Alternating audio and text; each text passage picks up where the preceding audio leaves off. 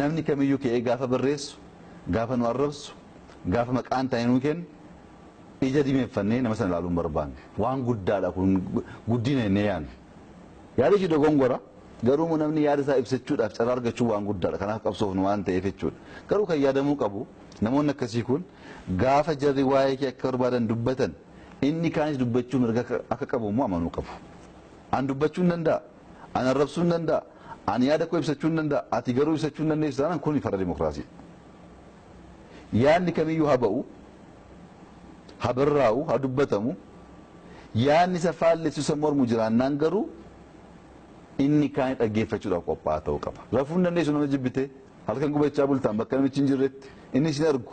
haala keessa jirtu hin beeku ati garuu gubachaa bulte kana keessaa ba'uu qabnu nama jibbuuf waan gadhee ta'e yaaduuf sammuu keenya balleessuu hin qabnu yeroo keenya balleessuu hin qabnu nuti maal goona nama jaallanna nuti maal goona nama hammanna nuti maal goona amma dandeenyu nama gargaara namoonni nu jibban jiraachuu akka malan garuu hin beenna addunyaan kun akkas waan ta'eef yeroo namoonni si jibban gadi buute jibba keessa oogalte dirree isaan irra taphachaa jirtu jechuudha dirree waraanaa jijjiiru kan jennu kanaaf namoonni ajandaa bocanii ka'anii dirree itti waraanuu qabdan kana gaafa jedhan isa dhiisnee achirraa ol baanee dubbii ilaaluun barbaachisa gaafa bokkaan roobu allaattiin simbirroon kan samiirra jiru hundi lafatti dhokatu barbaada bokkaan roobaa waan jiruuf bokkaa sana keessa jiraachuu waan hin dandeenyeef godoo barbaaddatu risa duwwaatu burqaa bokkaa sana darbee ol ba'a duumessa jirurra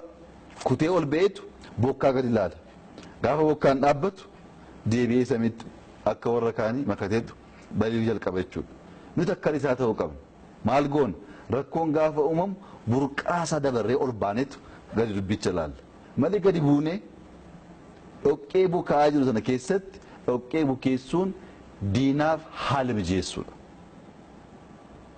diinnis kan barbaadu gaafa bokkaa roobu gaafa rakkoon uumamu fagaattee deemuu dhiistee achi keessatti boocitee akka dhoqqee si balleessuudhaaf sunnaan malu sunnaan ta'u dirree waraanaa sun kan koomiti ani hin qopheessine yaada koomiteetteetu irraa fagaattee ilaalta.